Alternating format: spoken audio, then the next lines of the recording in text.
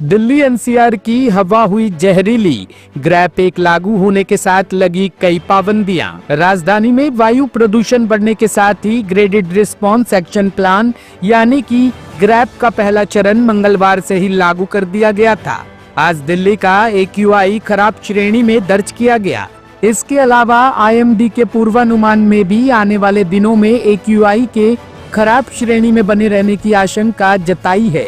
प्रदूषण स्तर खराब श्रेणी में रहने की वजह से ये फैसला लेना पड़ा। आमतौर पर ग्रैप एक तब लागू किया जाता है जब शहर का AQI 200 के पार पहुंच जाता है। आज दिल्ली का AQI 211 दर्ज किया गया।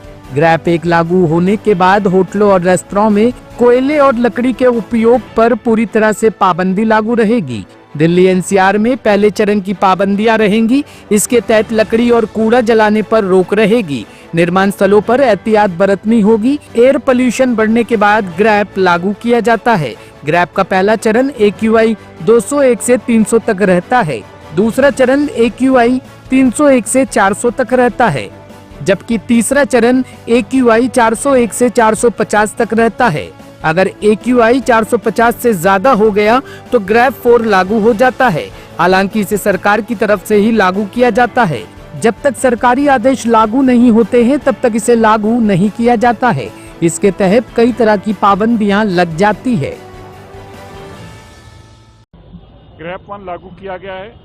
अगले जो मौसम विभाग ने बताया कि अगले 4 दिन बहुत क्रूशियल हैं। मैं दिल्ली के लोगों का पहले तो धन्यवाद भी करता हूं।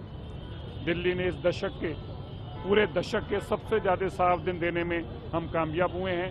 मानयोग रेखा गुप्ता जी की सरकार और दिल्ली के लोगों के सहयोग के कारण अभी ग्रैप 1 लगा है, जिसके हम कुछ बंदिशें लगाई गई हैं। मकसद यह है कि दिल्ली के लोगों को साफ़ हवा मिले।